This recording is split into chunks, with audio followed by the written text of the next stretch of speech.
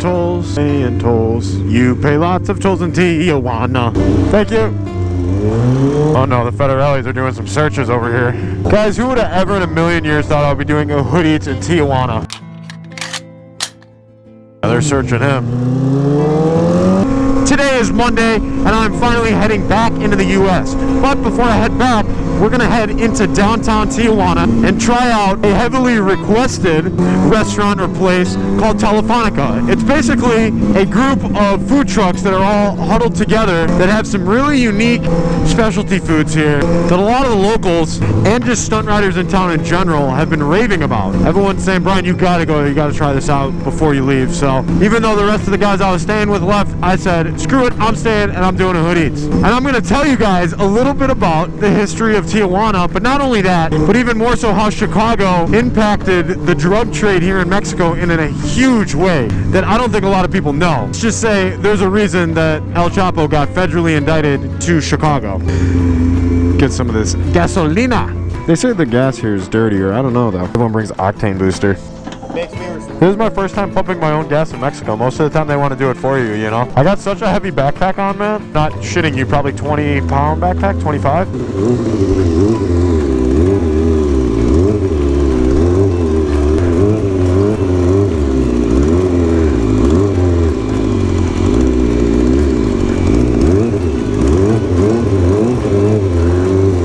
Moving around with this bag is really weird. What are you doing with that? I thought he's got two backpacks on. No way. What the hell? My guy's got serious luggage on him.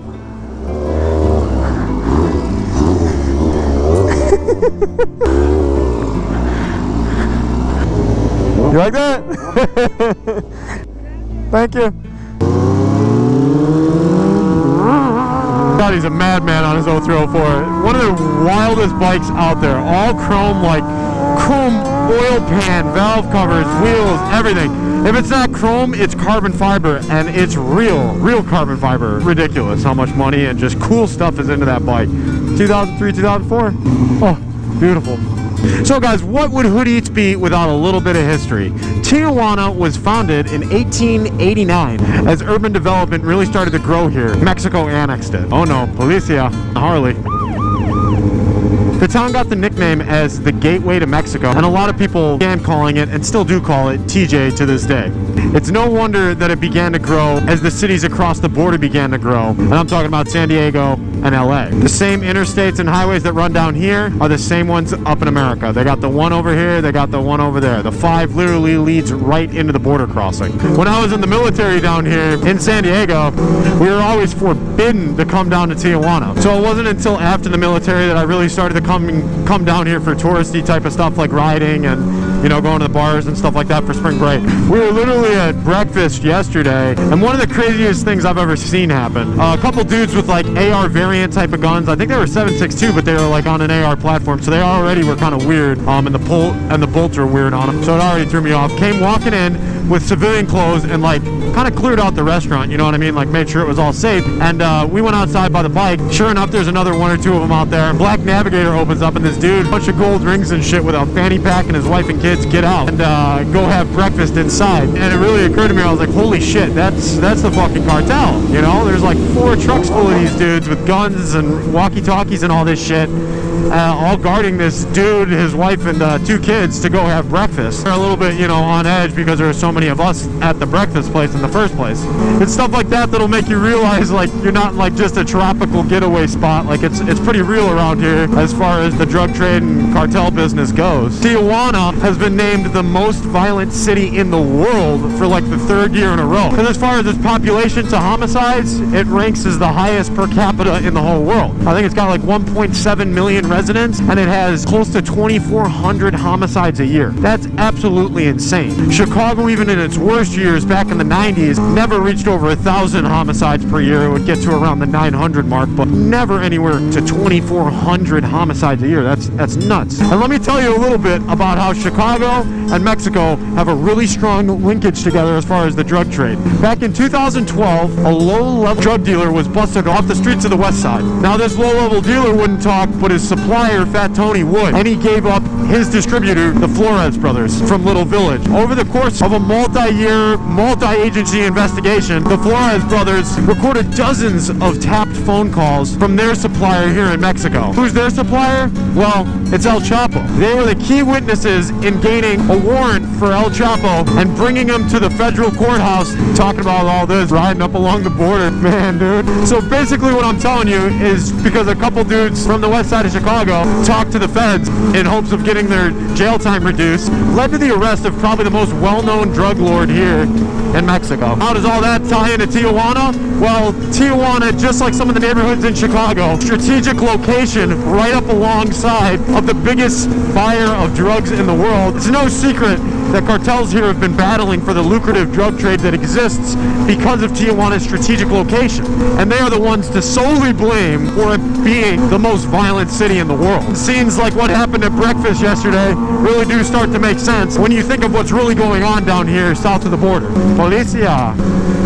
I don't know if lane spinning is legal or not legal down here in Mexico, but we've been doing it a lot. So much graffiti down here too, it's so cool. You can tell there's a lot of talented artists down here. Not just talking about the graffiti, I'm talking about all the street vendors that are selling their artwork, the little ladies that are selling their bracelets. I even got one of the bracelets for my girl back home.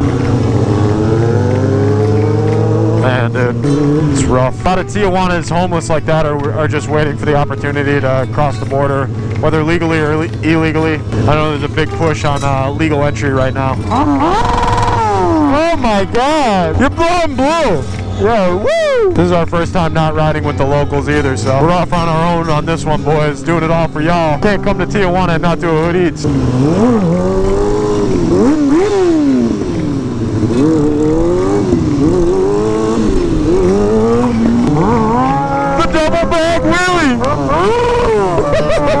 I can't imagine doing a stoppie right now with this bag on my back. It has my whole weight distribution just screwed up. Daddy letting Tijuana know we're still here in the middle of the week, baby. It is blazing out. Wow, 163, 196. Oh my God. Yeah, Scotty's running hotter than me. Guys, we just hit 60,000 miles crossing into Mexico, like you guys already saw in the previous videos. And I gotta say, probably the biggest testament for a motor lasting are two things: a lot of oil changes and keeping that motor as cool as humanly possible while doing it. As this motor has gotten older, it does run a little bit hotter. It's just part of it, but do everything I can to keep it as cool as humanly possible. Oh no, policia, policia.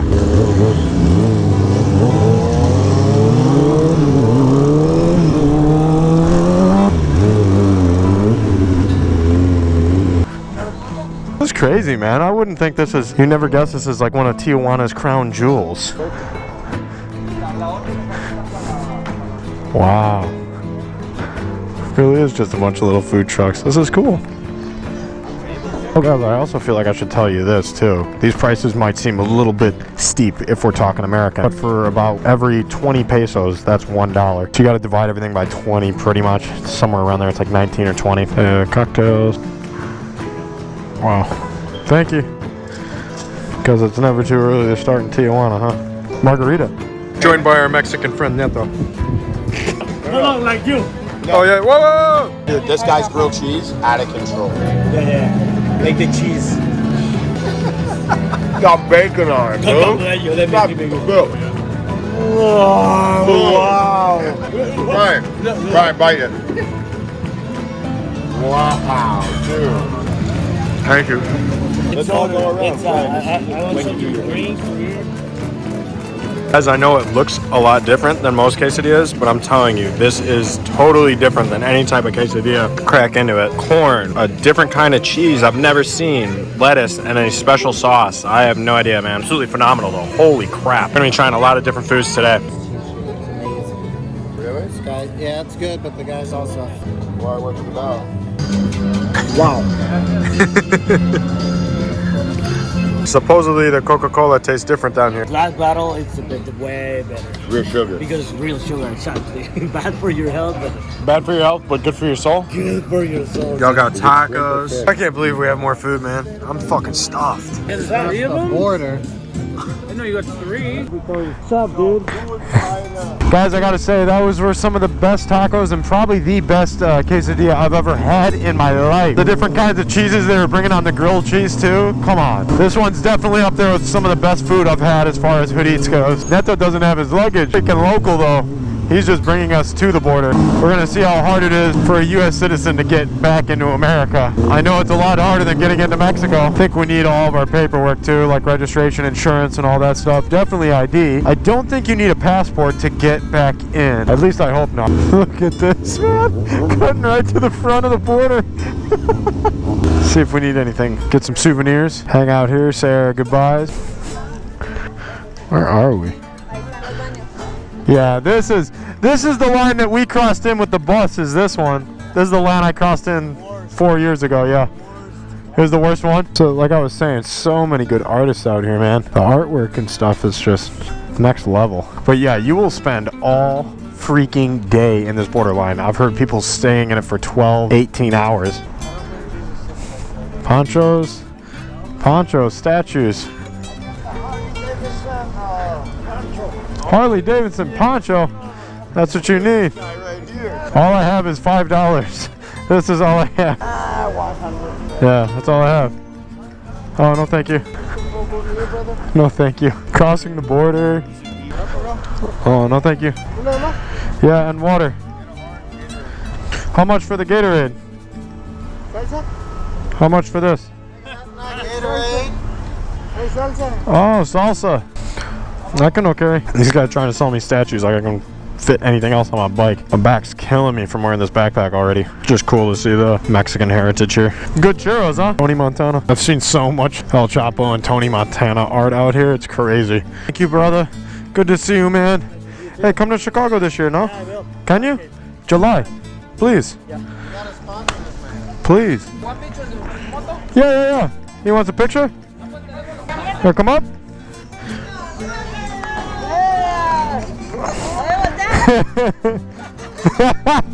He got shy when the camera came out. Oh, no thank you, no thank you. That's all I have.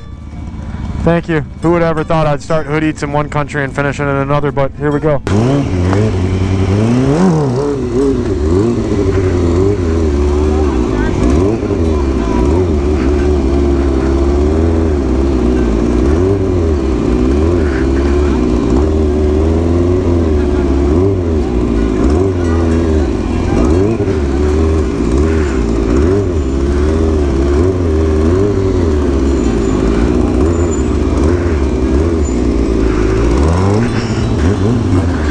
Is that Shrek? Oh my god, it's Shrek. What's up, Shrek? Hey, make a wheelie. Yeah, make a wheelie. I'm ballsy, but I'm not gonna do wheelies into the border. Man, God bless you if you drove across the border. This line is so long. The guys that I'm with right now have probably been in line for hours. These guys got a hard job, man. They gotta find all the drugs coming into America. They might not even search me just because maybe they will. Who knows? Hello. My friends just told me I needed to show registration. Yeah, it's from Illinois. No, I mean, I know my name and address and all that stuff, and the bike model's right on it. Yeah. I was at a motorcycle event. It's really cold up in Illinois, so any excuse I get. How you met to Illinois? My truck's across the border. So you don't bring anything with you? No, I just got my computer and some dirty clothes.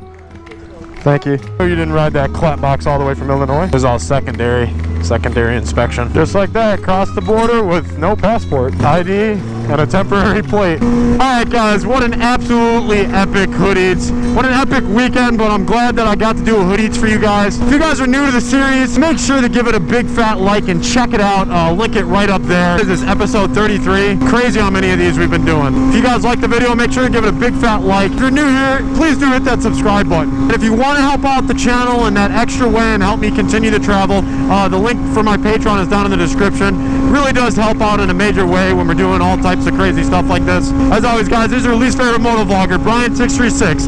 Back in America, back making videos with high-speed internet again. Thank God, because Mexico's was really slow. Respect each other, respect life. I'm getting out of here. Peace.